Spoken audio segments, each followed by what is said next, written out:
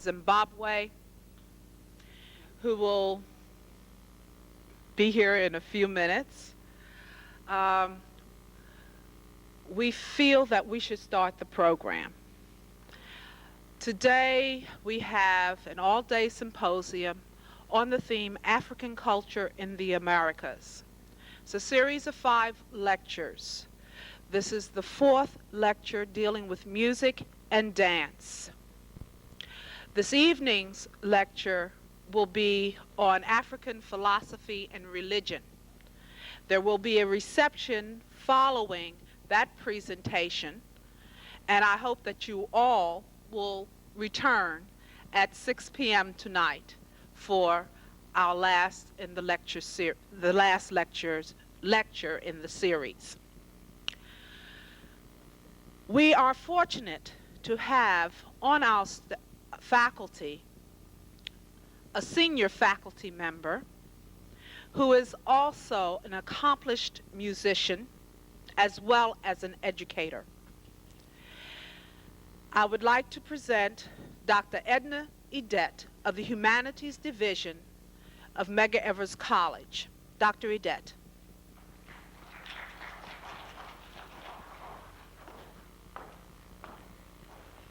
Hello, everybody. I'm glad to see you all getting a little bit closer. Because, you know, in terms of our music and our dance, we don't have this tradition of audience as opposed to performer. That performer up there is supposed to be somebody who can just do it a little bit better than you can.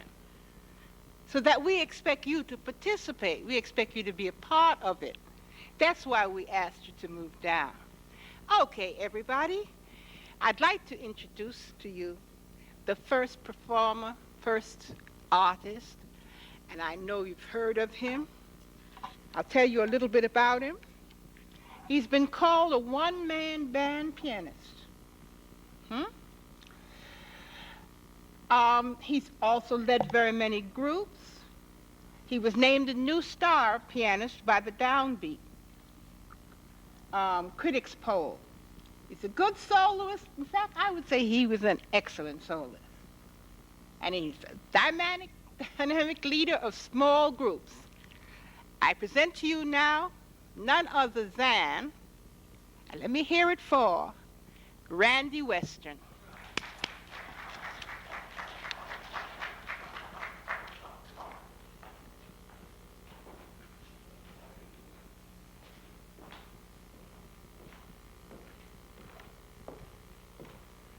Is it okay if I raise the mic a little bit? Thank you.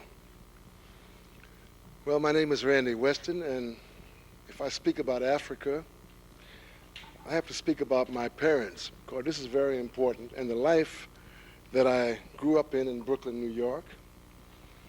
I was born in 1926 in Brooklyn. My father, Frank Edward Weston, my mother, Vivian Moore.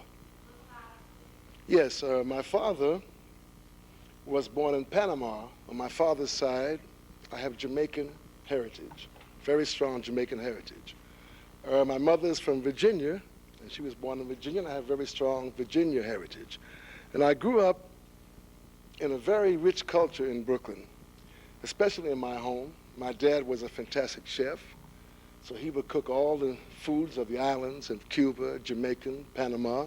My mother would prepare all the wonderful, good down-home dishes of Virginia. So I grew up in an African experience as a young boy, not really realizing it. But as a boy, my dad was a firm believer in Marcus Garvey. So in our house was always a lot of photographs of Africa, African kings, African history, books written by Africans. So my dad started me off with the whole awareness of Africa. When I was 6 years old, my father said to me, "My son, I want to tell you something I never want you to forget." He said, "I want you to know that you are an African born in America, and you have thousands of years of history. You didn't begin in slavery. You began with the great civilizations along the Nile." And my dad had many books of J.A. Rogers in the house. And So my dad constantly told me this, and it was a little difficult for me to be aware of this, going to the public school system, seeing books where black children looked ridiculous and very false images, typical stereotypes, going to the movies. Whenever you saw movies on Africa, it would be Tarzan. You see this tremendous white man flying in vines, and the Africans are always in a lower position. But when I came home, I was in Africa. My mother gave me the black church. She would take me every Sunday. So I absorbed the spirituals and the gospel of the black church. Also, as you can see by my size, I'm 6'7". I was about 6 foot when I was 12 years old. I used to play basketball and football, and my dad decided he wanted to keep me in the house, and he loved the piano. He made me take piano lessons. I didn't really want to take piano lessons, although I enjoyed the music, because during that period, we had the big bands of Count Basie, Duke Ellington, Andy Kirk, Jimmy Lunsford. We also had the small groups. We had in Brooklyn so many artists, dancers, singers, entertainers. Every club, there was live music. There was no such thing as disco. It didn't exist. In addition to that, you could go to several ballrooms in Brooklyn, 11, 12 o'clock in the day, and you'd catch a big band rehearsal. Also, our parents were very wise. They were not monocultured. My father would bring in a recording of a spiritual. He'd bring in a recording of Calypso. He'd bring in a recording of Cab Calloway's band or Count Basie's band. And they never even talked about it. They just had a way of selecting the best music. In addition to that, while I was taking piano lessons, they could always tell if I made a mistake, and they weren't musicians. And later on, I'll explain what that means in relationship to Africa. So I had a very strong growing up of African American culture, very strong. We had many great musicians in Brooklyn, and we still do. Mr. Duke Jordan, Mr. Max Roach. We had Ernie Henry on alto saxophone, Pete Brown lived here, Lem Davis. I could go on and on and on. We had many great musicians. I was very lucky because all of my teachers were black, and I studied European classical music, and I had a black music teacher. And she always gave me a sense of pride and dignity. And they all said to me, know who you are, be proud of who you are, and to always be thinking about how you can contribute to your people. Finally, I started playing with local bands, and then I went in the Army in World War II. I spent 3 years there. I spent a year in Okinawa. And at that time, the racism was very strong because they had separate bands. They had separate outfits, separate orchestras. Had separate orchestras. So therefore, we had to form our own little groups. And African Americans from Chicago, from San Francisco, from New York, from Mississippi, we would get together and form our own units to keep playing music. Finally, I came back, and when I came back, my dad opened up a restaurant. And that restaurant was on Sumner and Putnam Avenue. And it's still incredible for me, because my dad died in 1985, to realize that Sumner Avenue is Marcus Garvey Boulevard. And I wish my dad had been alive to see that. It was something incredible for us to imagine during that period. And I'm speaking about the late 40s.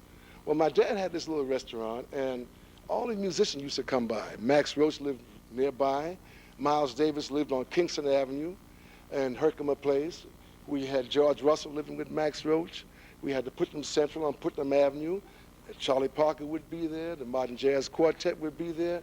All of the great musicians would come to Brooklyn because we had one advantage in Brooklyn. Brooklyn was like home for the musicians. There was a period of my life where I spent about 3 years with Thelonious Monk. I pick him up almost every day in my car, and I pick him up and we come to Brooklyn. And believe me, sometimes we wouldn't sleep for 3 days.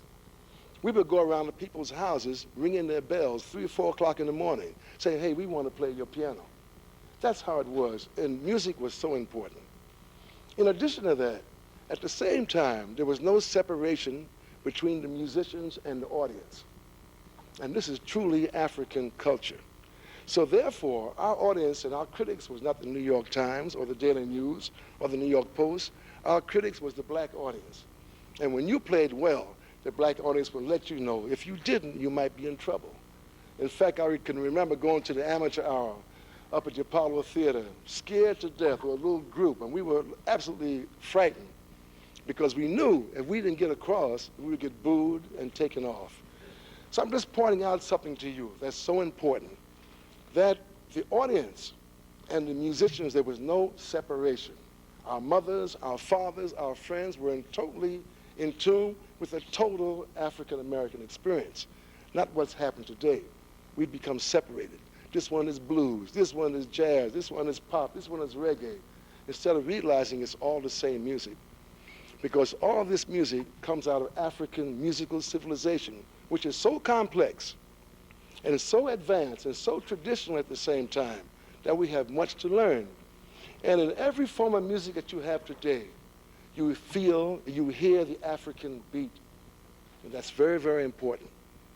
Well, finally, in the year maybe in the early 1950s, I went up to Lenox, Massachusetts, where the Boston Symphony Orchestra performs 7 weeks a year, and where the most advanced students in the world come to study with the various European composers, such as Lucas Foss and Leonard Bernstein and people like this. And I went up there to get away from New York because it was a very difficult time in New York.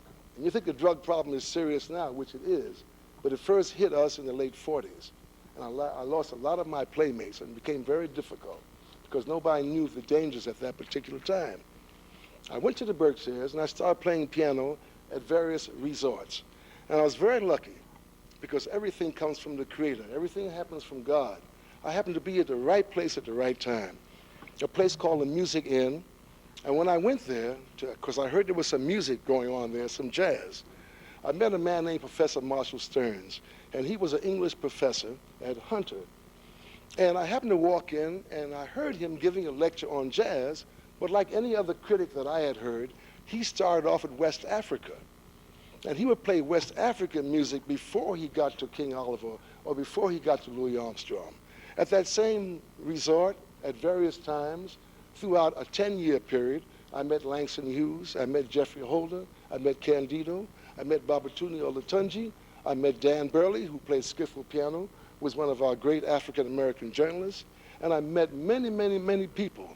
And I became more and more aware of the fact that we are a global people. At the same time, I met a wonderful, distinguished gentleman, Dr. Willis James. Dr. Willis James taught at Spelman College in Georgia, and he was a specialist in field cry hollers. And he would explain how the Africans, during this period of slavery, how they used their method, their tradition, how to communicate through certain sounds, certain hollers, certain signals, so the slave master wouldn't know what was going on. Finally, during this period, I recorded my first album, and I had a natural desire to be around the best people. Because one thing my father gave me, he said, always try to be with the best minds. During this period, I spent a lot of time with Thelonious Monk. I go down to the village to hear the great pianists such as Lucky Roberts and all these great old artists. And they would talk to me and tell me more about life and more about music. Finally, 1961 was probably one of the most important years of my life. I went to Nigeria, and we spent 10 days together, and we had a fascinating group of people. We had Nina Simone, we had Lionel Hampton and 8 musicians, we had Ahmed Abdul Malik, we had Jeffrey Holder, we had Brock Peters, myself, Dr. Hale Woodruff, and Al Mims and Leon James, who were 2 jazz dancers. We spent 10 days in the city of Lagos at a place called the King George Stadium. While we were there, we wanted to see what was the relationship between the art and culture of the African in the United States and the Africans in Nigeria. We spent 10 fantastic days. For example, we had our jazz dancers on stage, and then next to them we'd have a traditional dance group. Then they would dance. Then we'd have the music. Then we'd discuss literature, painting, sculpture. And then everything started set in my mind. When the lectures were not happening, I made it my business to spend as much time as I could in the city of Lagos, and I went around to the different clubs. And I met a very wonderful Nigerian musician by the name of Bobby Benson. Bobby Benson had a club in Lagos called the Cabin Bamboo. And this was a club where all the Nigerian artists would come and play music. They featured high life, and high life is a typical music of the cities of West Africa. And at the same time, they were playing jazz. And that's where I met Fela, and I met many, many of the Nigerian musicians. Finally, in 1967, I started, and before that, I started writing music about Africa. Yes.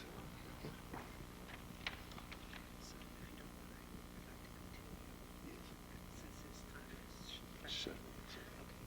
How do I do that? Okay, thank you. We're sorry to interrupt Mr. Weston, who will be coming back soon to finish his presentation to us today. And I would like to introduce to you, those of you who have not met him, which you should have by now, our president, Dr. Edison O. Jackson, who will introduce to you our honored guest. Dr. Jackson.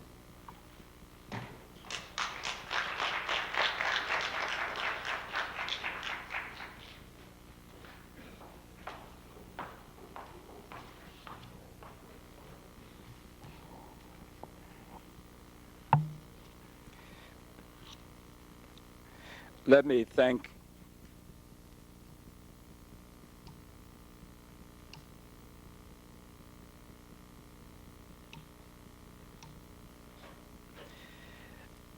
Professor Bennett and the Black History Month Committee for allowing us this distinct opportunity to introduce a distinguished guest of ours.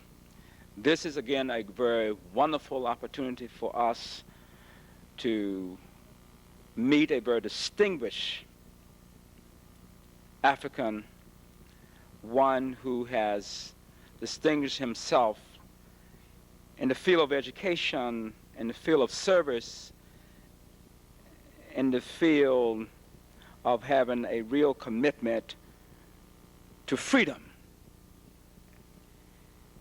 His Excellency Ambassador Stanislaus Mudenge has graciously consented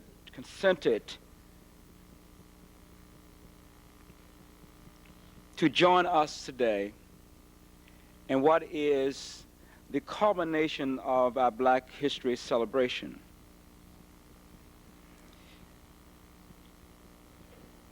Dr. Mudenge has a PhD from the University of London. He has taught history at the University of Sierra Leone, University of Botswana. He is a great educator in all respect. He has been a treasurer. He's been the president of the Central African Historical Society. Zimbabwe independence in 1980, Dr. Mudenge was appointed as the permanent secretary in the Ministry of Foreign Affairs. He is now the permanent representative of Zimbabwe to the United Nations in New York City. It is with a distinct honor and a privilege that this college has in heaven His Excellency, the Ambassador Mudenge, to join us this afternoon to give a brief talk regarding a book that he has published, and one that I am sure that you will be enlightened, and we feel proud that His Excellency has graced our campus with his presence. It is with great honor and a privilege that we invite His Excellency Mudenge to the platform. Mr. Ambassador.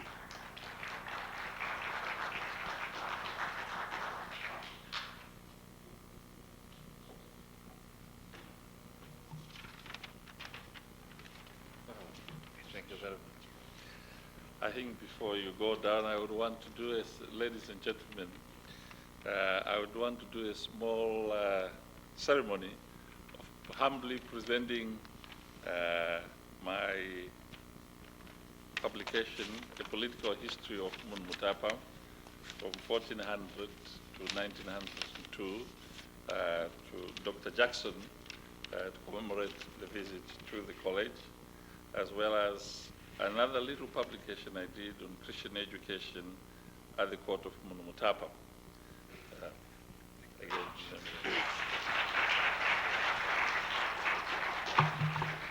It is always customary when you have a guest and you have received the gift to exchange gifts.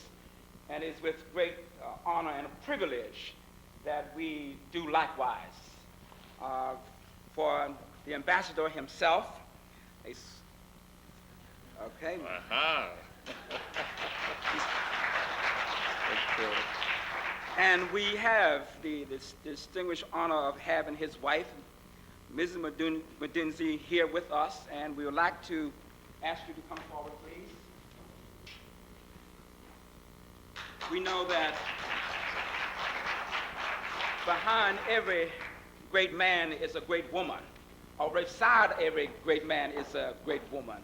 And we would like to present to you a gift from Medgar Evers College, and we consider it an honor to have you here with us today. Thank you so much.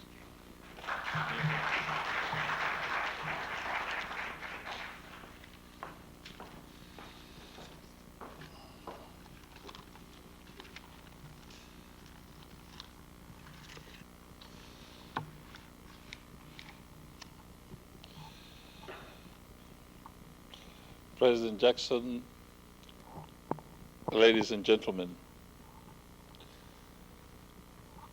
I have already said to President Jackson how excited I am to be here at Medgar Evers College. I've been making this journey for the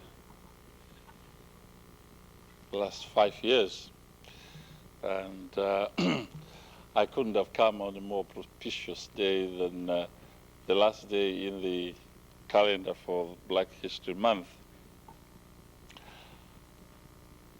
As I look in the audience, it is with a certain sense of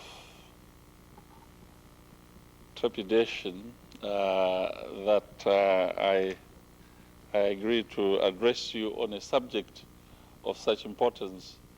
And I see such distinguished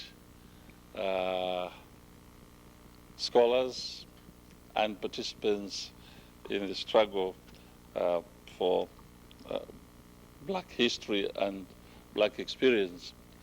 I recognize the person who, through her infectious charm, lured me to Edgar Evers at last, Dr. Betty Shabazz. And I take particular pleasure in recognizing my countrymen, distinguished luminary among the Zimbabwean academics, Professor Matthew Wakatama.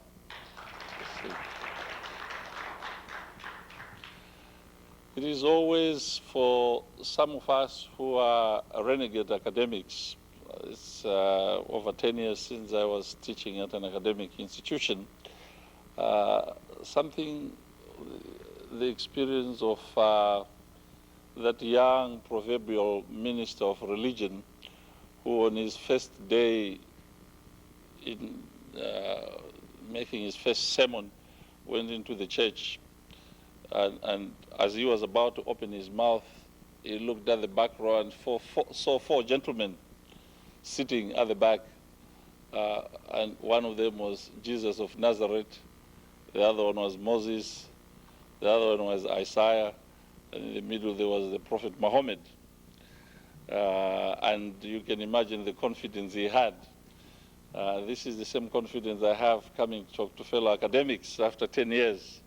I feel quite inadequate, and it's compounded by the fact that Dr. Shabazz told me that I was to speak to you for no more than 15 minutes on a subject in a book and something to do with Black history, a book of 420 pages. You will excuse me if I compare myself to a mosquito which is privileged to visit a nudist colony. And it looks at all these, possibilities, and there's not much the mosquito can do except sample a few of the delicacies which I exposed. And I will sample a little bit of the subject. I had the privilege last week to visit Harlem, the Abyssinian Baptist Church, on the 21st of February. On that occasion, it was a commemorative anniversary of the death of Brother Malcolm X. I commented that 21st of February is a particularly poignant date for us in Zimbabwe because it is the date of the youth.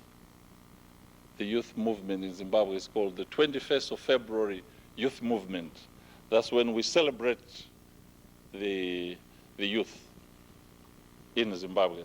And people, we had just observed that at my house before we went to the Baptist church to commemorate the anniversary of Malcolm X's death.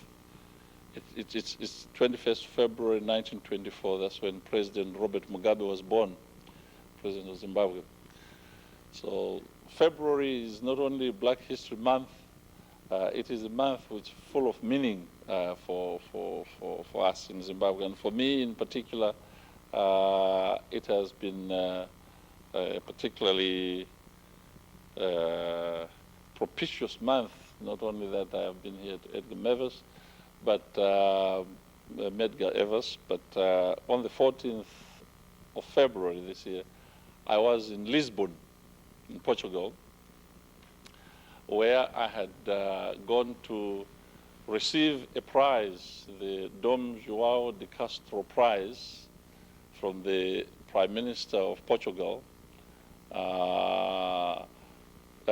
because my book, The History of Mutapa, had won the first prize in the commemoration of 500 years of Portuguese discoveries.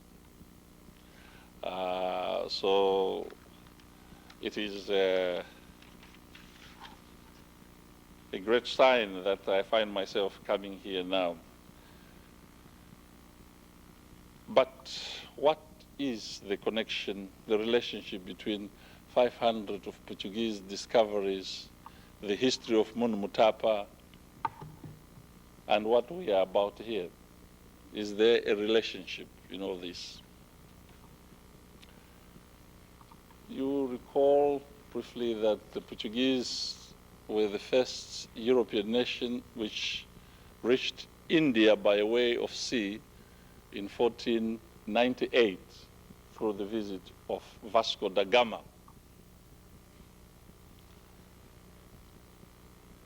And according to Arnold Toynbee, with the visit of Vasco da Gama to India in 1498, the key to the modern age was found. Western civilization and Eastern civilization met, and the modern age began.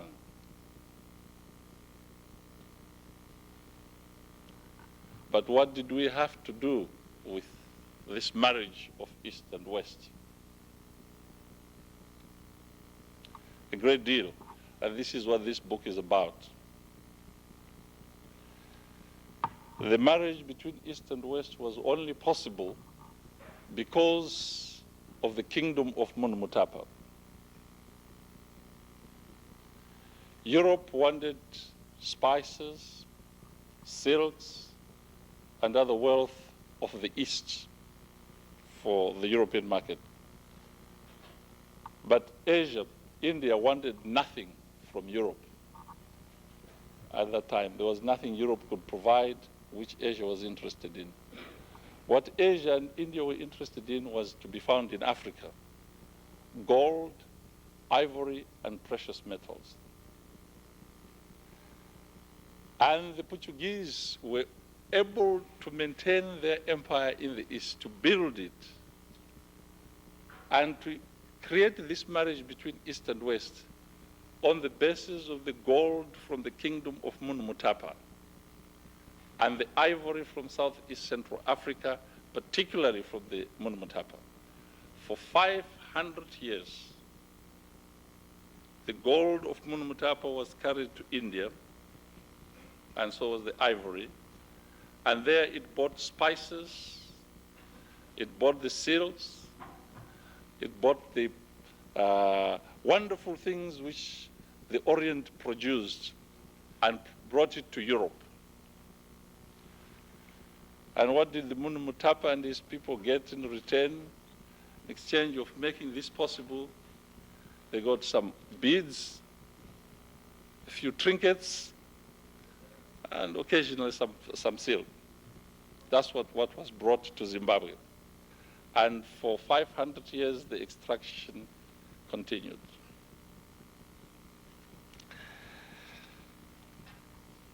It is this unique contribution of Africa in the so-called birth of the modern age. If you go and read your books, history books, you will find explain a great deal the contribution of Vasco da Gama, the contribution of the Portuguese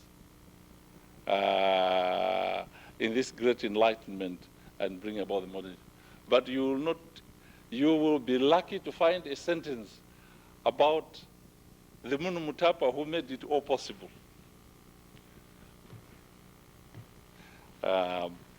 So this is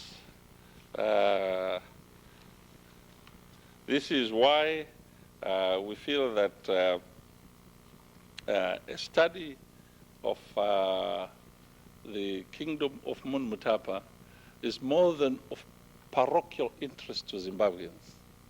It has dimensions for the modern age which goes beyond Zimbabwe. And what kind of society did we have? What is it? What kind of society did the Mutapa create? I want just to read one small paragraph in there, which comes from a Portuguese document of the 16th century, describing the people of the kind of society, the humane society which the Mutapa had created. The writer is Antonio Boccaro, and this is what he had to say about the Mutapa. The Mutapa shows great charity to the blind and the maimed, for these are called the king's poor, and have land and revenues for their subsistence. And when they wish to pass through the kingdoms, wherever they come, food and drinks are given to them at the public cost, as long as they remain there. And when they leave that place to go to another, they are provided with what is necessary for their journey, and a guide and someone to carry their wallet to the next village. In every place where they come, there is the same obligation and a penalty that those who fail therein shall be punished by the king. This is the society which the Mutapa had created from 1400 to 1900. It was not only was it a humane society, it was a deeply religious society. And let me take you again, just a small quotation of what the Portuguese found about this. The Shona, which is the people of Mutapa, have no idols, but acknowledge one only God. They believe their kings go to heaven and call them Muzimus and call upon them in time of need, as we on the saints. They were monotheists before Christianity, believed in one God, And they believe that those who die, they go to heaven, and you can ask them to intercede with God, just like Christians did. And the Portuguese were astounded to find people who have had no Christianity. They believed in the existence of one God. They were great miners of the gold which we talked about, great farmers, warriors, traders, statesmen, and diplomats. Yes, diplomats. There's a paragraph I like about describing the diplomats of Mutapa, and please forgive me if I can resist that.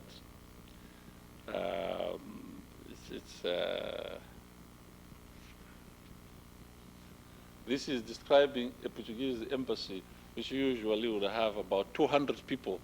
Now, I only have 18 diplomats at my mission at the United Nations, but in those terms, if I was ambassador of Mutapa, I would have about 200 people with me at my mission.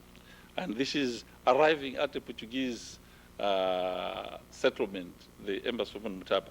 First come in front certain drummers and players of other instruments, together with certain dancers, all singing and playing as they march, deafening the surrounding country with their harsh voices, their heads ornamented with cock's tail feathers. After them come the other Africans in a single file, and after that, the 4 envoys in their proper order who represent he who represents the king coming last. And who are these 4 who come? One of these, of the people in the embassy, one of these represents the person of the king upon this journey. And only while it lasts do the Africans show him the same respect and reverence they show to their king. The second envoy, Mtume, is called the king's mouth, it being his office to speak and to do the king's embassy. The third is called the king's eye, his office being to watch all that is done upon his journey and embassy, both good and bad, in order to relate it all to his king upon his return to the court, and also to see how much and by what kind of cloth is delivered to him. The fourth, Mtume, is called the king's ear, his office being to listen to what is said upon his embassy, both on the part of the king and on the part of the captain of Sofala, and to observe if the ambassadors add or deduct from their embassy. Now, I've read many books about the role and function of an ambassador. I have never found anything as succinct as what it is said here about what is the role of the ambassador. Then and now, the mouth of his country, the ears of his country, the eyes of his country, and represents the person of his president or king. And that was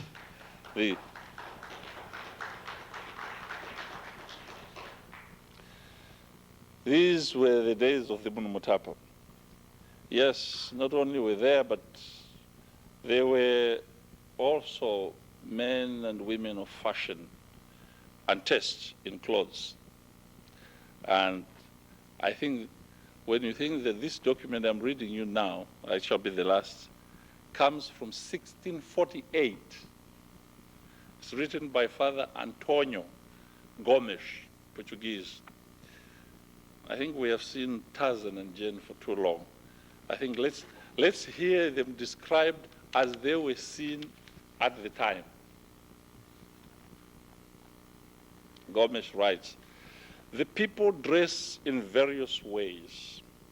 At the court and Zimbabwe of the Mutapa, the noblemen wear clothes of rich silk, damask and satin, gold and silk cloth. These are 3 widths of satin, each with 4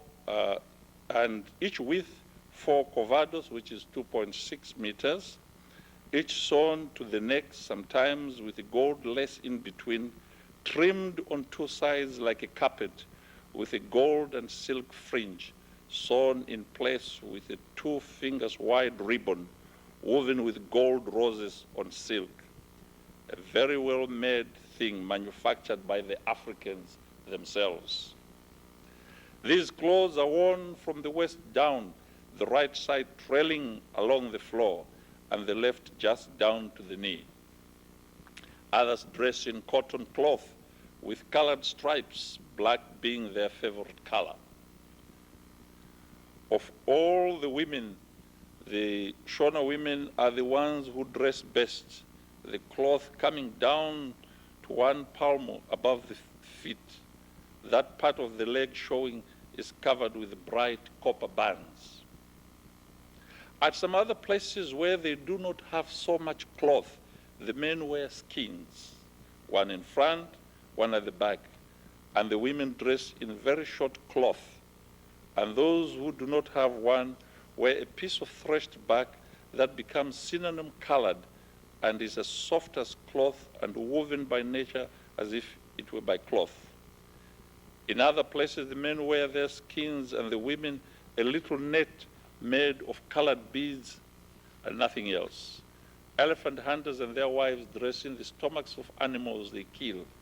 Very nice gray cloth, which divided in two is enough for two people and is so soft that it feels like satin.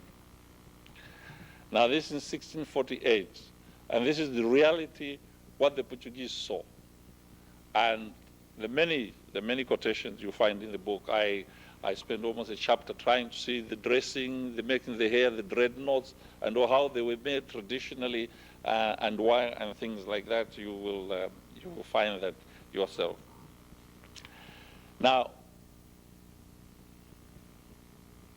some of these people of Mutapa, some of them in their conduct in touch with the Portuguese at the time, 17th and 18th century, became priests, others academicians, others distinguished scholars. I was saying to President Jackson that 1670, the first Zimbabwean got his doctorate in divinity. He was a prince and who had become a priest and was in charge of a convent. The convent was for the biggest convent in the East, in the Far East, an educational institution.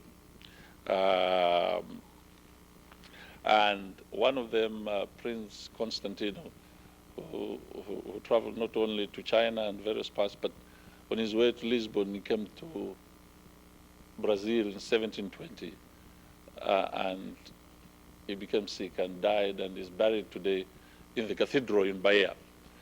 Son of Mutapa is buried there in 1720. But we may ask, all these wonderful things we say, glory. Where did all this glory go to? Why, if you go now to Zimbabwe, where are these gold, silk, and why did we in the 19th century see Tarzan? Why do we see grass-thatched houses, little dwellings here and there? The answer is wars, many of them encouraged by the Portuguese. A good deal of the material remains of these people, which was in wood, grass, and cloth, has been eaten up by rust, acid soils, termites, and red ants. We have no witness of this glory except those who were there at the time. That's all we can read. Now, when we look now, we seem to see the forest and the savanna. It has eaten up all the glories and the big towns which used to be. Fortunately for Zimbabwe and for all of us, some of the palaces they built in stones. They didn't build just in wood and soil. And therefore, you can find in Zimbabwe today about 200 towns, courts, and palaces of stone. And fortunately, I couldn't show you. There is a book which I brought, but it's too far away. The biggest of those palaces is given in this book. If there was a way in which I could have put that on the, you might have seen what the Great Zimbabwe looks like.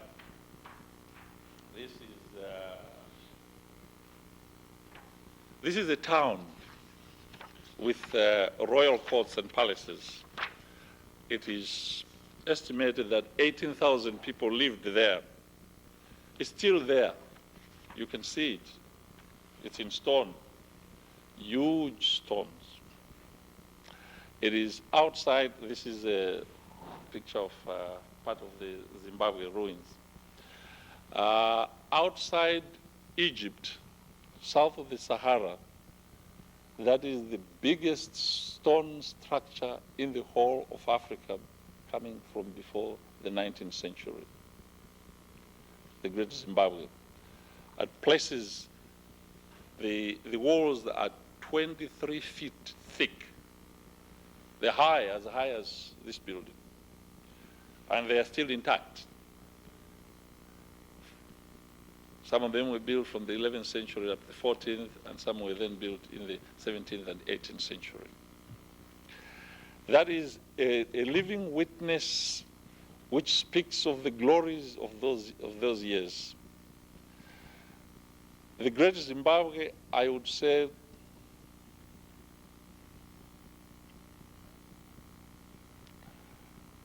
because it is such an impressive and such a huge structure that in African history, it is almost like Mecca. That is, if you want to find the witness of what has been and the brooding valley, as it tells you the story of the ancients, then you have to go to Great Zimbabwe. So whenever you visit Southern Africa, don't miss that. There are 200 of them in Zimbabwe, but there's one which is the biggest of them all, of these palaces. It's now a tourist. The country Zimbabwe is named after that. Zimbabwe merely means houses of stone. Since we have 200 of them, so we decided the culture of the people was the stone culture. You will find there the remains, the gold, the copper, the various things they used to wake the people. It's those which the Vandals of the late 19th century, the gold seekers, they formed what was called a ruins mine, which is to dig for gold from the mines. That is Sister John Rhodes and some of the settlers, and they vandalized, and so a lot was taken.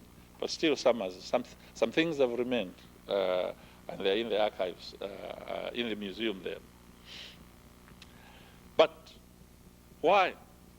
With all this wealth which contributed to the consummation of modern age, which others use, why was it that the people of Mutapa themselves did not, over 400 years, seize the opportunity of being in touch with Portugal, with Europe, with Asia, to develop themselves and become a powerful modern state themselves? It is a question which bothers us. It's a question we have been asking. It's a question we are asking today. We are asking the questions. Why is it that of all the countries in the world today, only in Africa of all the continents, have the countries at this stage not yet succeeded in bringing about the Industrial Revolution, in bringing about the nuclear revolution, in bringing about the information revolution? What is it? That is the question we are trying to answer. We can tell about the Mutapa. The Mutapa is not, he is gone and dead. And we know what was wrong. What was wrong with the Mutapa's relations with the Portuguese is that he made the Portuguese his intermediaries. They were the owners of the information, the middlemen. They spoke with Europe, they spoke with Asia, and they came and spoke to Mutapa. They told the Mutapa what they wanted him to know. He did not have his own ships to go to Asia. He did not have his own ships to go to Europe. They did not open up schools to teach, to train, and educate the people of Mutapa as a whole. They did not have the means to operate in the society that was being created then. Hence, the Mutapa remained, although in touch and operate and contribute in the bringing of the modern age, remained parochial, limited, and could be exploited, and now is an accident of history. And his contribution to history was unconscious. He made a great contribution, but it was an unconscious contribution. And this is, in a sense, the problem mirrors the problem of Southern Africa, where we are looking for the key to the modern age to solve the problems of lack of information, technology, and education which the Mutapa did not have. In Africa, we have it now, but we are not controlling it. We have it in South Africa. Of all the countries in Africa, the only one that has got the Industrial Revolution, the nuclear revolution, and participates in the revolution in informatics is South Africa. Until we get control of that and its impact on the rest of Africa, we don't have indigenously the means with which to dynamize our community and our societies. And this is why, if I digress a little in the same spirit of the lessons of Mutapa, the role of the Africans in diaspora, who now have the technical know-how in the Industrial Revolution, in the nuclear revolution, in informatics, their role with a free South Africa could be crucial for the development of Africa as a whole. Much of the skills which we have scattered around the world cannot be actualized because the scales in most of the African countries is too small. But with the possibility of South Africa, those scales increase, and there are possibilities of bringing Africa into the 21st century. And in that, I would, as an aside, say the recent developments in South Africa are so important, and the contribution which the international community, in particular the United States,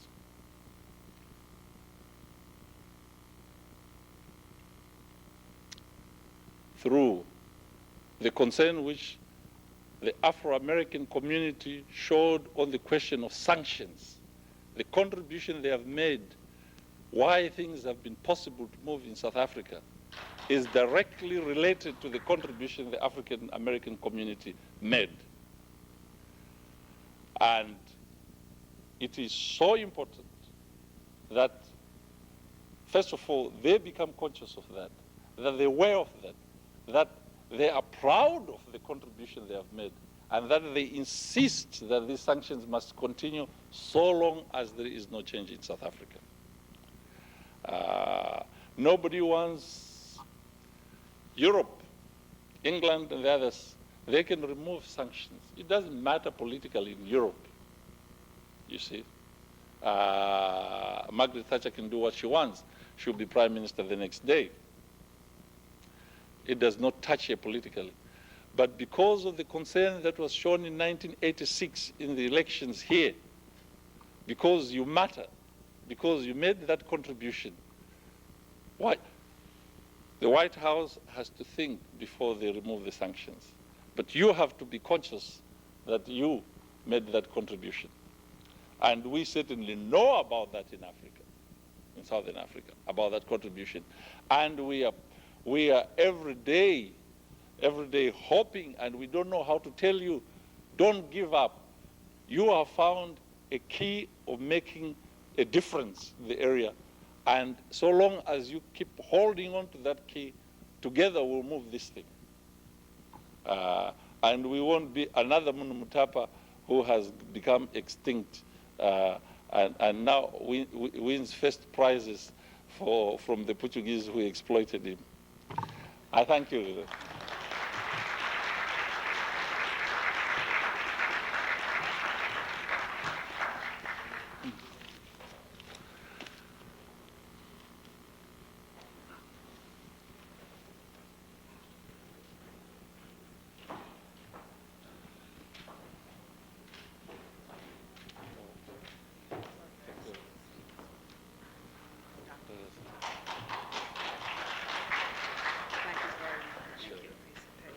Before His Excellency leaves, I would like to alert him that before His Excellency leaves, I would like to alert him that in the future, we will be holding a special book party just for him on behalf of Medgar Evers College and our library here. Thank you very much. Okay. We will now resume our lecture for the Symposium African Culture in the Americas by Mr. Randy Weston. Mr. Weston?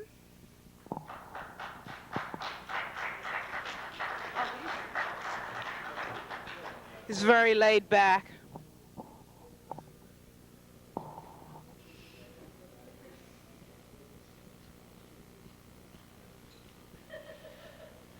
Oh, Lordy. Mr. Weston.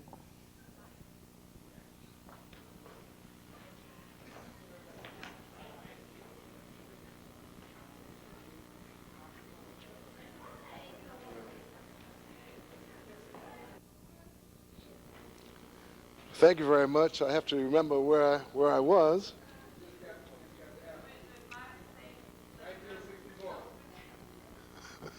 That's where I was, Miles Davis on Ocean Avenue. No, that was Kingston and Herkimer.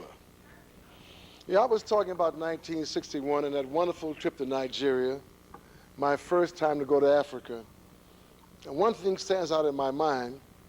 When the plane landed, myself and Jeffrey Holder, we came out together. And Jeffrey's about my height. And the two of us walked out of the plane, and a young Nigerian came over to me and he said, well, you finally decided to come back home. You left 400 years ago. It's about time you arrived. And there were about 50 African drummers. It was 11 o'clock at night. And the spirit and the power of that moment, I'll never, ever forget. But I want to go back a little bit further, if I may. In late 1950s, the African nations were getting their independence. And I wanted to compose some music dedicated to the new African nations. In 1959, I got together with Melba Liston. We decided to create a suite called Freedom Africa, dedicated to new African nations. As a boy, I was always affected by the way African languages were not used in movies and in films. So I went to the United Nations to see if I could find out from various African diplomats what would be a good language to use to represent all of Africa. Well, after speaking to a number of delegates and ambassadors, they suggested Kiswahili. I went to Langston Hughes and I wrote a song called African Lady. And I asked Langston, would he write some words for me? He said he would. I also asked him, would he write a freedom poem? He said he would. And we named the piece Uhuru Africa. I'll never forget that. We recorded in 1960 for Roulette Records. We had 33 artists. Miss Melba Liston wrote the arrangements. We had a tremendous big band of Clark Terry, Freddie Hubbard, Kenny Burrell, Quentin Jackson, so many great artists. Babatunde Olatunji, Max Roach, Ron Carter, George DeVivier. And what was so fascinating, that the recordings was 9 o'clock in the morning, and everybody was on time, 2 days in a row. When that album was released, it was hard to get airplay because we wanted this to really be a very strong statement that we, the Africans in America, welcome the new African nations. Well, after the 1961 experience in Lagos, I went back to Nigeria in 1963, and I visited the various universities in Nigeria and gave lectures on African music and African American music. You see, before me, it's all the same music. A 1977 experience really proved that. That was in Festac, when we had 20,000 African artists in Lagos for 1 month. We even had the Aborigines from Australia. Music, musicians, dancers from Sudan, Congo, Brazil, Cuba, from 60 countries. The last night was very powerful because the last night was Miriam Makeba, Stevie Wonder, and Osabisa all together with 50,000 Nigerians. And at the end, we all got together, we said all of our music is different, but all of our music is the same because we are the same people. Don't get confused by languages. Don't get confused by ages or by sex or colors. We are the same people, and the music is the key. I continue to write compositions about Africa, written songs about African children, written blues, all kind of compositions. And we had to make a decision. I'll never forget one night at Max Roach's house.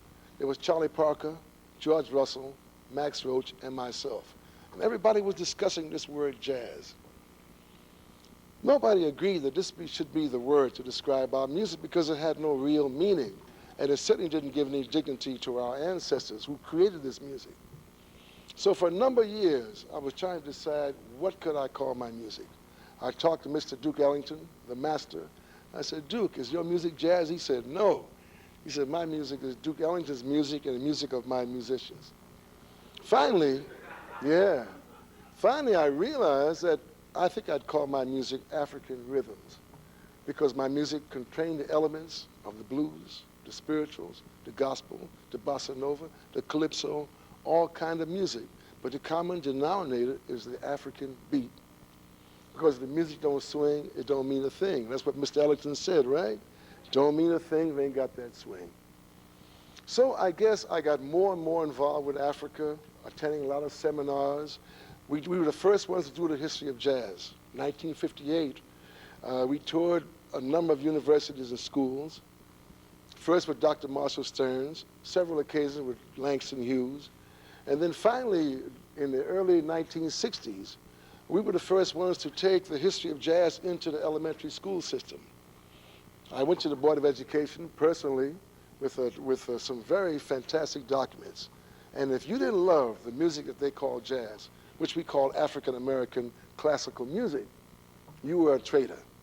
Finally, we got the okay to take this music into the elementary schools. We got the backing of Pepsi-Cola through the black president of Pepsi-Cola, Mr. Harvey Russell. He gave us sponsorship. We went to our union. We forced them to give us sponsorship. And we had 4 groups: Ray Bryant, the great pianist, myself at the piano, Nadi Kamara, another great pianist, Africanist, and also Mr. Lewis Brown, who was a saxophonist. And we had an incredible program. We were calling all the schools, 7 o'clock, 8 o'clock in the morning. Would you like a program? And some public schools, we did 3 or 4 concerts in one morning to different classes. What was the reason for this? With the history of jazz, we always started off with African music, for people to understand that this is African civilization in the United States. Because we approach music the same as our ancestors did thousands and thousands of years ago. I'll give you a good example. When you take piano lessons and you have your piano teacher, he teaches you you're supposed to play the piano like this. That's the correct way to play the piano. Yet when I travel and looked at the masses, they all play the piano like this. I said, why do we play the piano this way? Well, I got the key because we are the people of the drum. And the drum is played like this.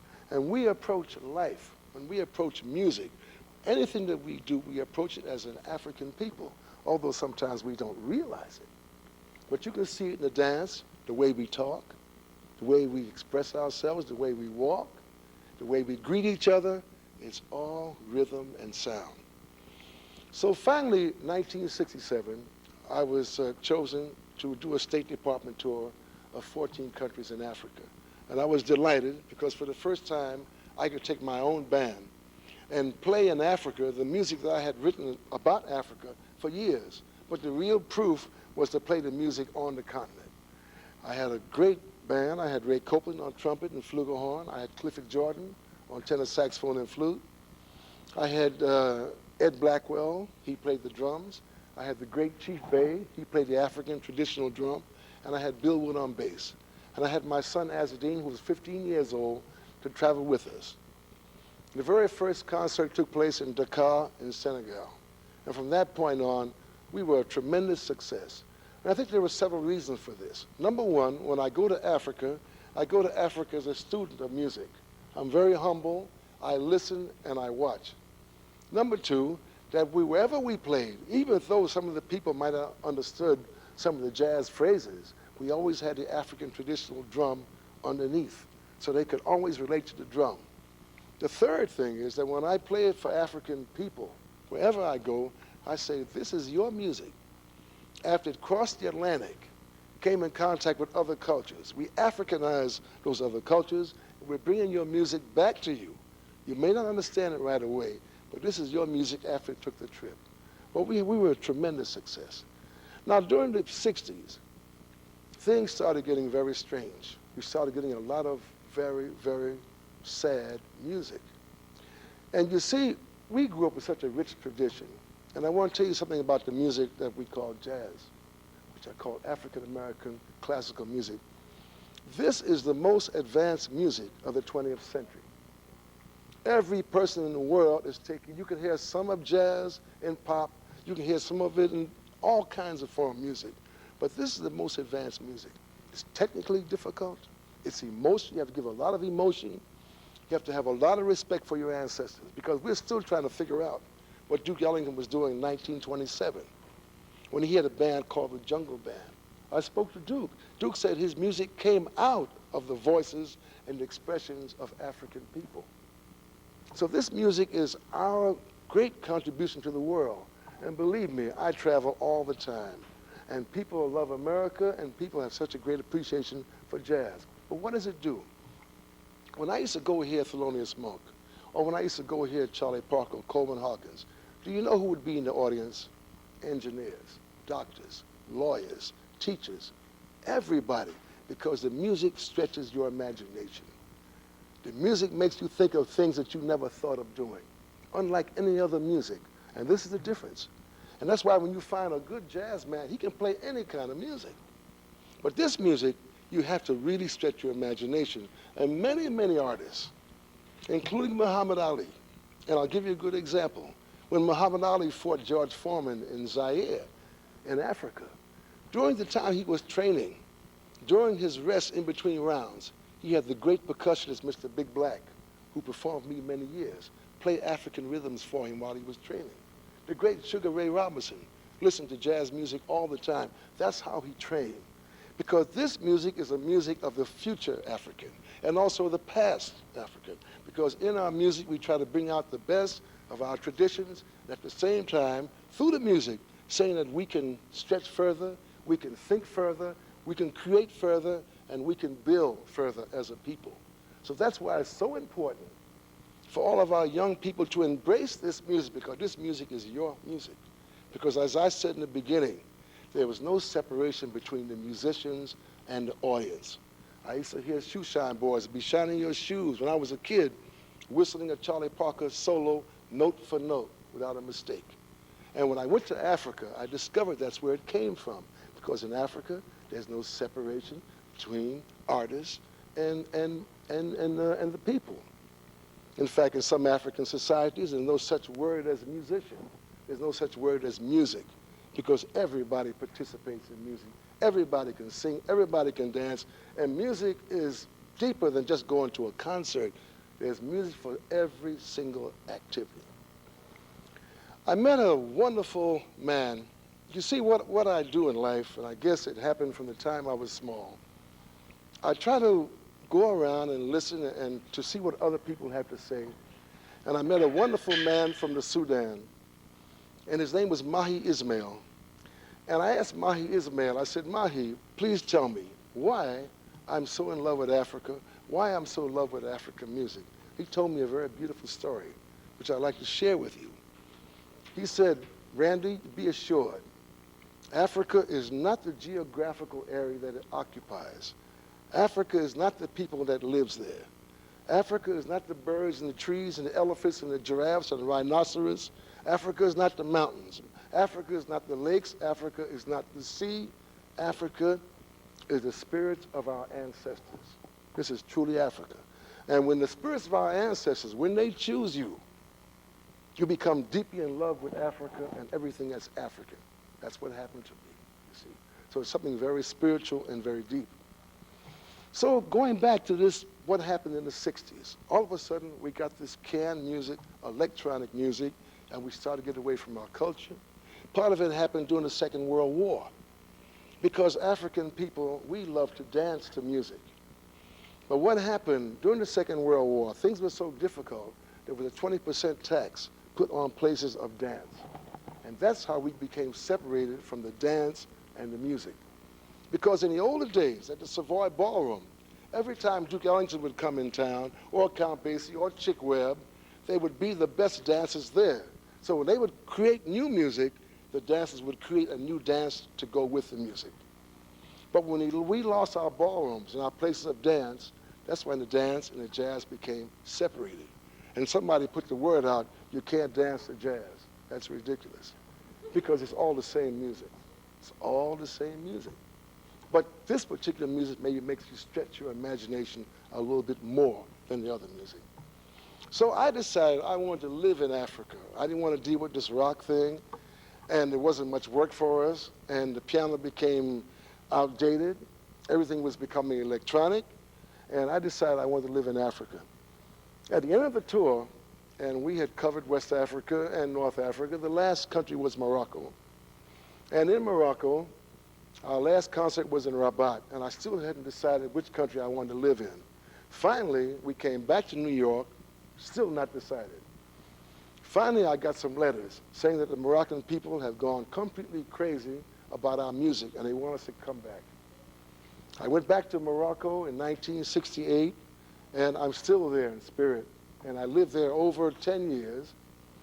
I had a beautiful club in Tangier called the African Rhythms Club, and in this club, we had all kinds of music. We had African traditional music. We had records of Marvin Gaye, Stevie Wonder, and James Brown. We had Jamaican steel drums. At one point, we had Congolese singers from the Congo, and we also had a blues band from Chicago, and I would perform every night. And the purpose of this club was that we had one global club of African music, because once we learned the music is ours, then we realized that we're all the same people. Well, finally, I discovered a people who've made a tremendous impact on me, who I want to speak to you about. These people are called the Ganawa people. These are black people in Morocco. They have tremendous powers in music. They told me that they originally came from Egypt. They settled in West Africa, and they were taken as slaves and were taken up to Morocco. And they have settled in Morocco for centuries, but their music is very powerful. And when you hear their music, you hear the origin of the blues, you hear the origin of the spirituals. Now these people, they are tremendous. They, for example, I've seen them play games. Like say you're sitting here, suppose the musicians were outside in the hallway. And suppose I had a pocketbook, for example, and I just gave that pocketbook to somebody in the audience, not saying who had the pocketbook. They would come in with an instrument called a gimbri. This instrument has 3 strings, the origin probably of our banjo, but it sounds like a string bass when it's played. This guy comes with this instrument with a dancer. The dancer comes into place and twirls around like this and goes right to where that pocketbook is. I've seen them do it many times. They eat fire. They do somersaults with music. They have music for children. They settle arguments because African musicians knew the secret that when tribes or societies got together, when they had problems, they would call in musicians to give peace. These people are very, very powerful people, and I spent a number of years with them. And finally, I asked the chief, could I attend one of their really secret ceremonies? And he said no, because sometimes the people become possessed, and they have great physical strength, and if you're not a member of the society, you might get hurt. But I said no, I didn't feel like that, because I've been with these people for years, living with them, listening to their music, listening to their words, trying to understand more about my own origins as an African American. Finally, one night, the chief said I could go. And I attended the ceremony. And I can't point out to you how advanced our ancestors were with music. And we have to look at music in a different way.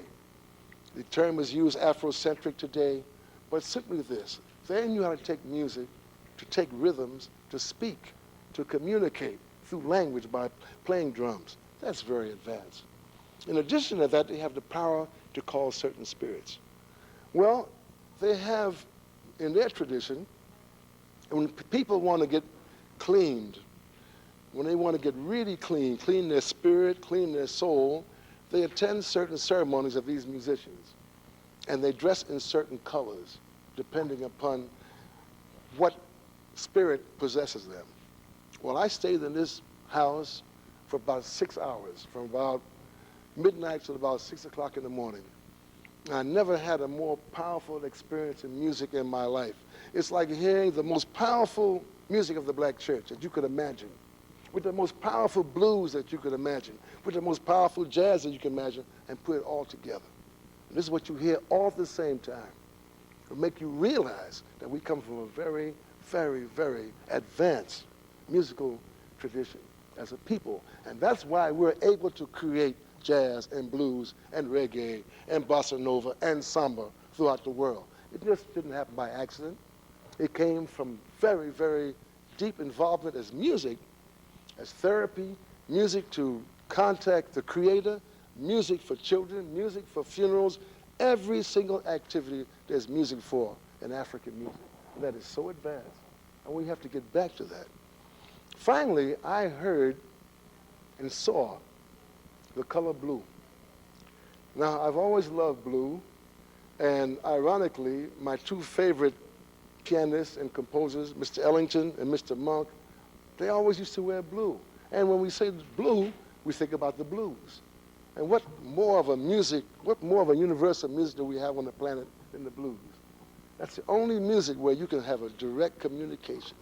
You can talk to your mother, you can talk to your father, you can talk to your girlfriend. The blues, because the blues is a music that is so direct. But the blues is not an American music. The blues is a pure, pure African music. You can hear the blues anywhere in Africa. If you go on the Berber Mountains in Morocco, all the way down to the southern part of Africa, you hear the same music. The blues is a pure African form that our ancestors brought from Africa and brought here. And from that blues, all the creations that you've seen take place, swing, bebop, all these titles that I give our music. So anyhow, after this experience, I heard this music, and music touched me very deeply. And when I heard it, after that experience, I came out of this ceremony at 6 o'clock in the morning. I was literally in a trance for 1 week. And when I say I was in a trance, I functioned, but my mind was someplace else, because I heard some music that touched something that had never been touched before. Finally, I learned to play this particular piece on the piano. And I asked the chief, could I play this song in public? He said, no, absolutely not. And it took me 1 year before I would play this song in public. And how it happened was I said to him, please, I think people of the world, in particular our people, need to hear this music to lift us on another level, to bring us back to the Creator, to bring us back to God, to bring us back to our traditional values as a people. And finally, he consented, and he said I could play the piece. I call the piece Blue Moses. The word in Arabic is Sidi Musa, because those people, they speak Arabic, although they have many, many West African dialects with the word. So I'm going to play this song for you on the piano because I want you to hear it, and just to give you an idea of a piece that is pure, pure African music. And when you hear this piece, and I'll give you a good example. I brought the Ganawa people here last year, and we performed, no, the year before last, we performed for Martha Vega's Caribbean Cultural Center. After they performed, there was 4 of them with this instrument called the gimbri, and they have an instrument they call a kakabar, and the kakabar is the original castanet because it was the Moors who civilized Spain. And the castanets, the kakabars are this big, and they play it like a kind of a rhythm, and you dance to this rhythm. After they performed, and Miss Vega had a reception at the Caribbean Cultural Center, and we had a talk about these people. One lady said, Martha said herself, she said, you know, this music sounds just like bossa nova and samba. Another lady said, this music sounds just like the black church in Lynchburg, Virginia. What they were experiencing was our origins, African music. So I'm going to play this piece for you, Blue Moses.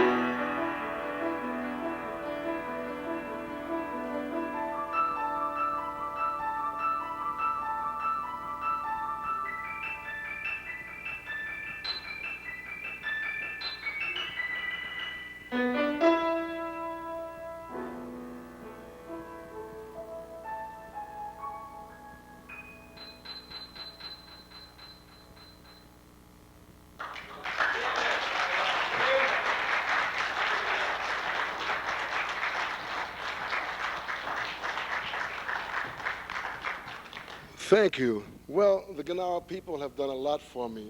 They teach you in Africa, number one, before you touch your instrument, say a prayer to the Creator. It's very, very important. Secondly, they explain to me why I have the gift of music. Because they explain, listen, God has given you a gift. What do you do with this gift? Well, luckily, I've been so conditioned and so trained that with my music, I try to present to the world the beauty, the creativity of our people, that we are an African people. So I'll go to the piano, and I'll play a blues and a spiritual and an African piece. And people realize it's the same music. And if we follow the principles of music, we realize that we're the same people. I'm very happy because something has happened. And it's really wonderful what's happened because the African drum has come back. Remember, this drum was taken away from us in America. And this is how we just took the drum rhythms and put them into pianos and trumpets and trombones and saxophones and with our hands and matchboxes and knives and forks. We can't help it. We are rhythmic people. We are creative people. And it's very important that we use the maximum of our creativity. And the key is the music. What kind of music are you listening to? Are you listening to music that's going to stretch your imagination and make you think of new things and more beautiful things? Well, that's what this music is all about. If you see Louis Armstrong, if you see Charlie Parker, if you see Ellington, if you see Billie Holiday, if you see all these great, our ancestors who gave us so much music, gave us so many directions to choose from. You can be a blues man, you can be Latin, you can be, but the main thing is to be real. Most of my compositions are about Africa, and for a while, it took me a while because people would say, well, man, why is this your music? What's the connection with Africa? I had to go through a lot of changes in the 60s and early 70s, but not today. Not today because Africa is in. But let's don't let it be in where we get away from the basic foundation of our music. And those principles are our principles. Love of self, family, neighborhood, spirit, God, put them all together. That's the way we're going to develop our strength. So today, speaking to you about Africa, Africa is my life because I am an African man. I'm an African man who was born in Brooklyn. I follow my traditions, and I always try to read more about my people because the more I get involved with Africa, the more I learn. And I just started with music, just started. Because when you go to Africa and you hear the music of Africa, then you realize we're just touching the surface of what we can do. I want to thank you very much for inviting me. And if you have any questions or anything, please feel free. Thank you.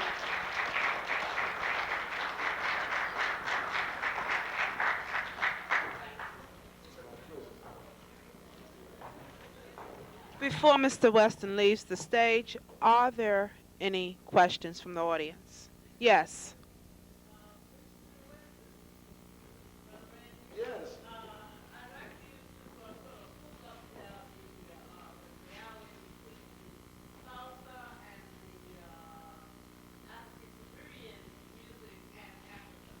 On the piano.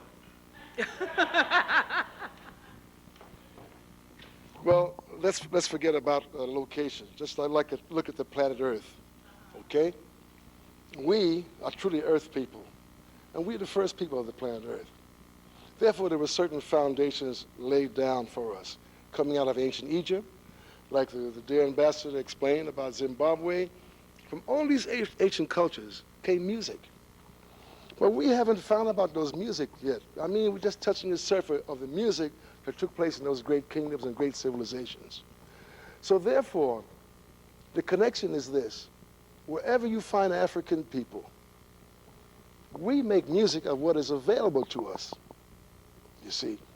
What does that mean? That means here in America, as I explained before, we came in contact with European. In other words, when I play this instrument, it is no longer a European instrument. It's an African instrument when I touch it. Because my spirit and my ancestors are with me when I touch this instrument. In addition to that, the piano, which is considered a European instrument, you look inside and you see a harp. And the harp is one of the oldest African instruments of all. They used to make piano, they used the ivory of the elephant. So the spirit of Africa is in every piano, like in every instrument. But to be specific, salsa, all these various forms of music, for me, it's all African music in the Western Hemisphere. The reggae is African music that came out of Jamaica. The samba and bossa nova is African music that came out of Brazil. Trinidad, the steel drum, is African music in Trinidad. So imagine the root of Africa, which is incredible to believe, because if Africa truly is the cradle of civilization, look what's come out of that civilization. And there's still so many things we don't know anything about. And I assure you, when it comes to African music, I have just touched the surface. And going back to that ceremony that I was telling you about, I was supposed to go back the next day and hear some more music. I said, no way. It was too powerful. I could not take it. I said, no, that was enough. That ceremony I attended might be enough to last me for a lifetime. Why not say that? That music was so powerful, and the music that I've heard, that 10 years, 15 years later, things are coming out of me that I heard 20 years ago. Because with our music, you don't hear it with your ears. It enters your soul, and it enriches you. So all these titles of salsa, all these expressions, everything came from Africa. And what I was saying, why I'm so happy today, because now you find the African drum everywhere. And this drum was outlawed, but now everybody's trying to play the African drum. The European, the Asiatic, everybody now is into the drum. And the drum is symbolic of us, and the drum is back everywhere now. And all we have to do is get back into the drum and recognize that we are one people, and the music is the best expression of that. I don't know if I answered your question. Beautiful. Yes?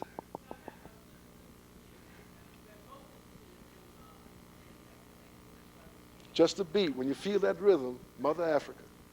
Everything come out of there. Believe me. I'll give you a good example. You know, I had a friend of mine. He was an engineer. And he was asked by President Toure of Guinea to record some traditional music because he had a great love for the music of his country. This friend of mine, who was a top engineer, he told me he spent 2 years in Guinea, and he traveled exactly 25 kilometers. That's as far as he traveled. Within those 25 kilometers, the diversity of music blew his mind. So the music of Africa is enormous. I mean, enormous. I spent many years in Morocco. Morocco, you have the Berber people, you have the people of the Sahara, you have the people in the Rift Mountains, you have the people who, and it's a tremendous migration. And yet, when they have those big festivals in Marrakesh, which is the southern part of Morocco, and they bring all the various societies from different parts of Morocco, and they all come. And everybody, they're dressed differently. Some drums are like square. Some drums are like this. Some drums are this big. Some drums are that big. Some trumpets are like this. Some come on camels. Some come on horseback. And all their music is different, but all the music is the same. Because we come out of the same spiritual base, Mother Africa. It's about time. Thank you. Yes, I think the lady wants to ask. Yes.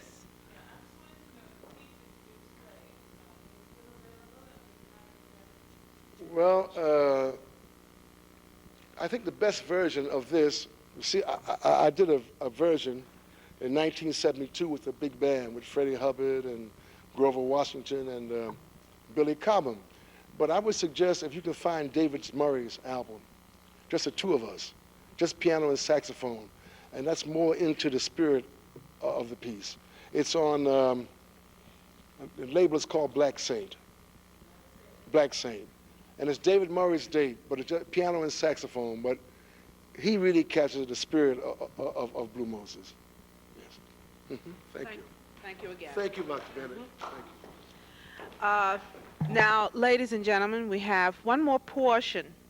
Randy Weston says you cannot separate the music from the dance. And I think this will be truly demonstrated with Elaine Shipman and some of her performers from the group known as Set 2. Set 2 is an international dance company.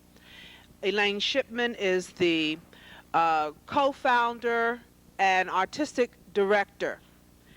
Ms. Shipman herself is from North Carolina.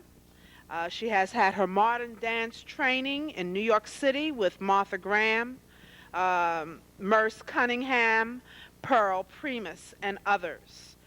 Right now, since we have really lost a lot of time, I would like to bring Ms. Shipman on. Ms. Shipman?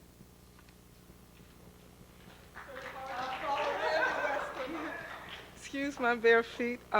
It's hard to follow Randy Weston. So what I've done is I've written out some of my thoughts because I'm not used to speaking so much. I'm going to read them and I'll try and be quick and then we'll do this little performance.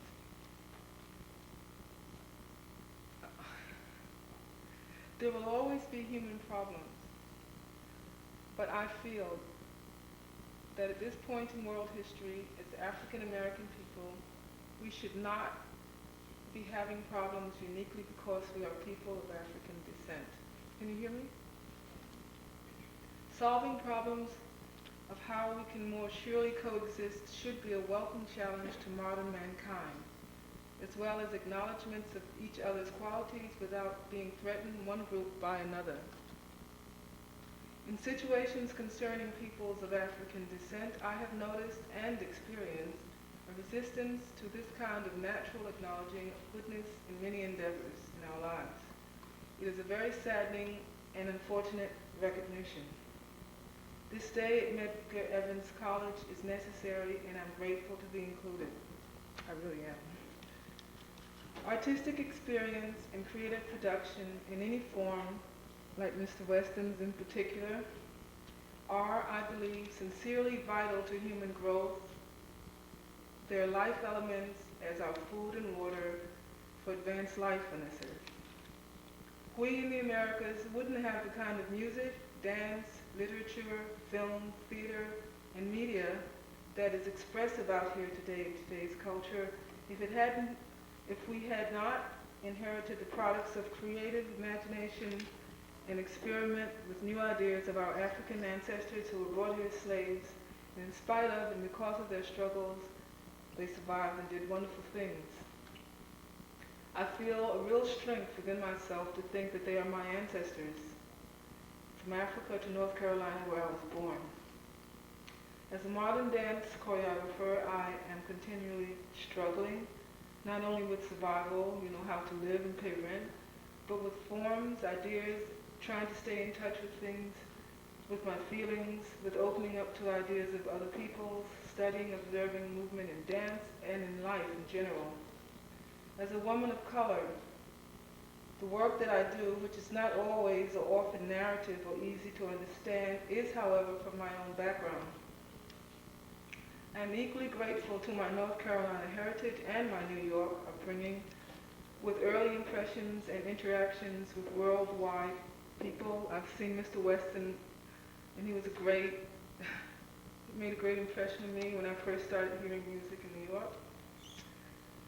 I've had the example of people like that and the encouragement of my parents and lots of my friends, and my own observations that there's an obvious potential for coexistence with all different kinds of people on this earth and in New York.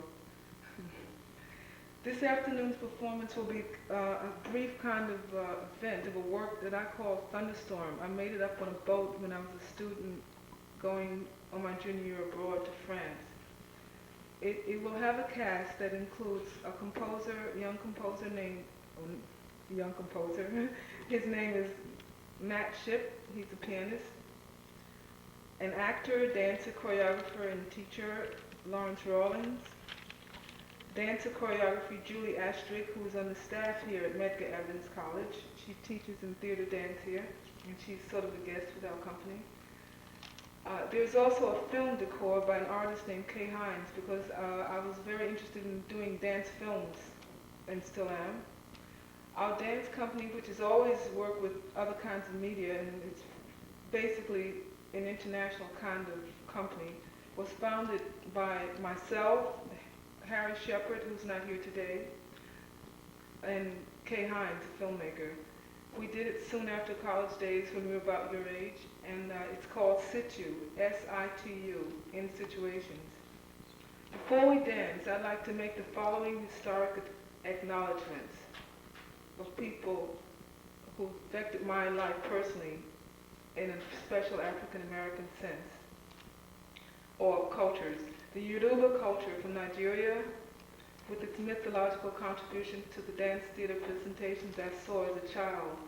Cuban and Brazilian dances, I remember especially the Ballet Nacional de Cuba, seeing legends of Yoruba deities, Yemaya and Shango, and I once danced Yemaya in a Cuban opera, Cecilia Valdez, and it was one of the things I remember very much. Jean-Leon Destiné, a Haitian who I knew during my teenage days, who used to teach in New York. I don't know if he's still here. I haven't seen him since a long time. He did wonderful Haitian dances with rituals. They were incredible. It's sort of Randy Weston's, what he was saying reminded me that the closest to that kind of power that I've heard in America has been Cuban and Haitian. Sevilla Ford, I acknowledge her methodical training of the Catherine Denham technique that I trained in at Point in my early days. It was a method of Afro-Cuban training that is a wonderful training technique based on African-Cuban rhythms, and it's very unique and very powerful and has a lasting influence. Miss Dunham is still alive and she's still teaching. I danced with Pearl Primus, who was from Brooklyn, that's what she said anyway, and Percival Board, and I danced in their company. I studied with them when I was at NYU, and I danced for a season with them and learned lots of traditional African and Trinidadian dances. And I had an opportunity to observe Miss Primus's anthropological sureness in the way she dealt with her materials and her theatrical and artistic ability in putting them in imaginative form, but keeping a structure that was very respectful to the traditions. And then there's the legendary Catherine Dunham herself, who's still going on, and lots of her repertories being done by Al Naily, who unfortunately just died. The modern dancers I like to acknowledge are Donald, who I saw a lot of as a young person, and Donald McHale. His piece, District Storybill, stuck in my mind, made me want to choreograph. Tally Beattie, a piece called Ballad of Phoebe Snow, that I still think is an extraordinary piece. And the late Alvin Ailey's Revelations, which I saw millions of times, and it always moves me. It's like gospel, really very moving. All of these works, seen at an early age and made by men of African heritage, encouraged me to feel that racism could not obstruct creative dance or creative living or creative art. It couldn't even stop the fruition of work if you really want to do it, and you can always try. If you try very hard, you can almost do close to what you want to do. Lastly, I'd like to mention the early masters of musical theater, such as Scott Joplin's opera Tremonisha, which I remember seeing a long time ago. He was at least one of those early composers whose work, at one point, maybe he was dead by then, but it was acknowledged and it's now very popular. Another early composer was the late Hubie Blake, who collaborated with the lyricist Noble Sissle in the 1921 Broadway production of Shuffle Along. This was the first Broadway musical with an African-American cast, and it included the future legendary 16-year-old Josephine Baker and Florence Mills. I have with me a few clips of Hubie Blake. It's on the VCR, and we'll show it to you. Okay, thank you. Just a few minutes.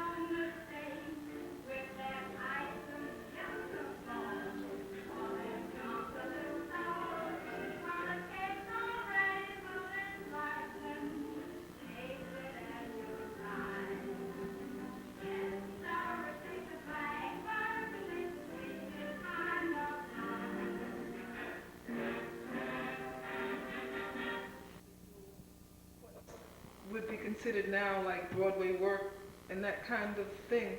So one reason I thought this was an interesting clip was that Eubie Blake's musical 1921, and people are still having trouble in Broadway, being on Broadway because one's black still seems to be a problem. So the fact that that happened then means that with a lot of intention and luck and lots of things, people did do things. So we've got, as Randy says, we've got ancestors, I mean, in all different kinds of music and dance. There's a different beat, but there are a lot of singers and a lot of heroines like Ella Fitzgerald, Dinah Washington. I mean, these people are also musical heritage. It's a different kind. It's more subtle, maybe in its Africanness, but it's still, there's something of the blues in it, or there's something of the soul in it. So I still think that we've got a lot of different venues that are out there in the world that are amalgamated, that's African in its base. Okay, what dear? No, that was not Florence Miller. It was a woman who died early. I'll tell you her name, hold on.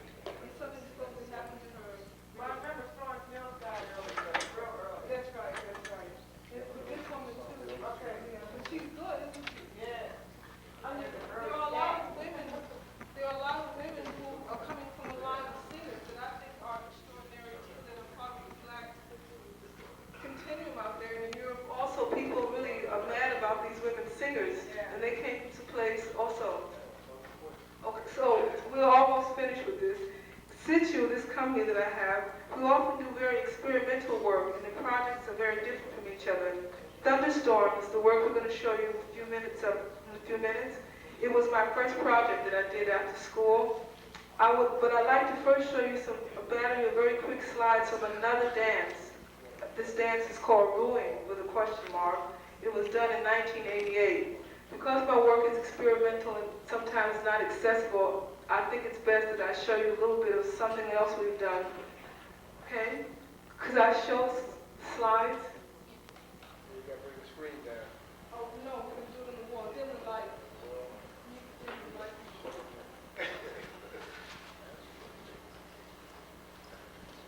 So the first slides are from a rehearsal of a dance called Here.